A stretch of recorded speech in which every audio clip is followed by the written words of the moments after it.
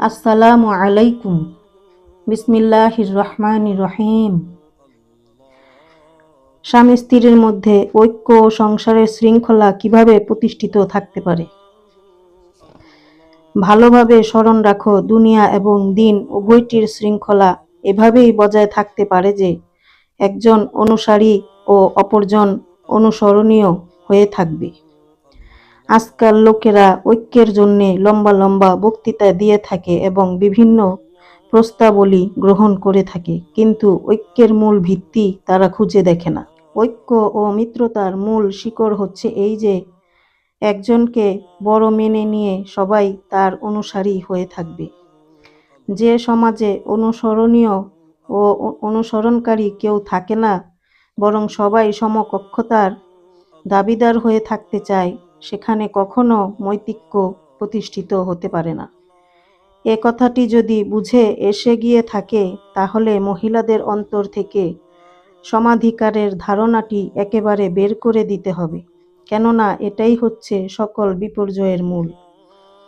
এখন আমাদের সামনে কেবল দুটি পথ রয়েছে, হয় মহিলারা কর্তৃত্ব করবে আর পুরুষ তাদের অধীন হয়ে থাকবে, অথবা পুরুষ কর্তৃত্বশীল হবে আর নারীরা তাদের কর্তৃত্বাধীন থাকবে। এখন মহিলারাই নিরপেক্ষভাবে বুকে হাত দিয়ে এর বিচার করে নিক যে অনুসরণীয় হওয়ার যোগ্য কি তারা, না পুরুষ।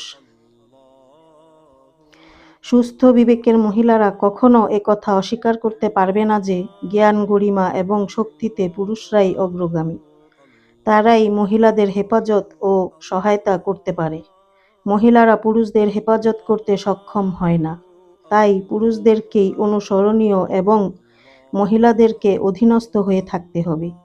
শরীয়তের সিদ্ধান্ত এটাই।